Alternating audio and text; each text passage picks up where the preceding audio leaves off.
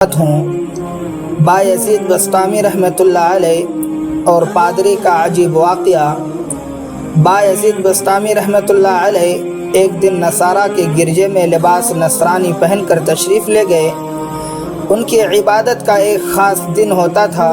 جب پادری خطبہ دینے کھڑا ہوا تو اس کی زبان بند ہو گئی، تو کہا کہ کسی اجنبی شخص کی وجہ سے میرے قلب پر اثر ہوا کہ زبان چلتی نہیں۔ لوگوں نے تلاش شروع کروائی مگر بایزید کو پہچان نہ سکے۔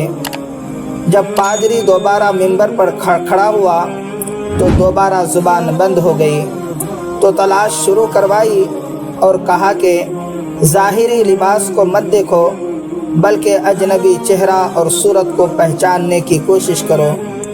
صورت نئی تھی اور حضرت بایزید پہچانے گئے۔ پادری کو بلایا تو آیا، ہاتھ چوما اور فوراً کلمہ شہادت پڑھ لیا۔ اور کلمہ کیا پڑھا کہ جلسے میں جتنے لوگ تھے سب نے کلمہ پڑھا۔ مولانا روم نے اس مقام پر لکھا ہے کہ شان الوحید دیکھیے کہ ایک شخص کو لباس نصرانیت پہنا کر سینکڑوں ہزاروں سے لباس نصرانیت اتروا دیا۔